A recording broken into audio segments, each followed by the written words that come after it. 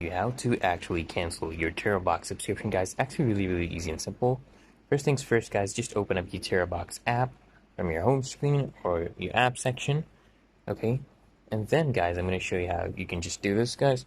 So usually what people do, they come here to the Terabox app and they think they can cancel from here. Like they come here, click on their profile, they come and click on right here premium, and then they try to cancel it from here. That is not going to work, guys.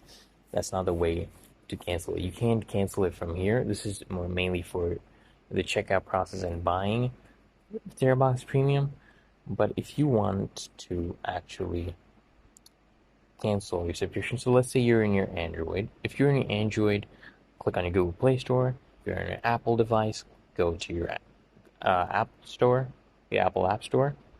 And then, guys, you want to come here. So now I am on my Google Play Store, right?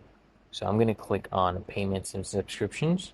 That's what you want to click on. So you're going to see your different payment methods, and you're also going to see your subscriptions, okay? So you want to click on subscriptions, and then you're going to see the different subscriptions you have. You're going to see when it expires, when it is billed every month, how much it is for, and each app, right? And then you just click on that app, and then you click on cancel subscription, guys.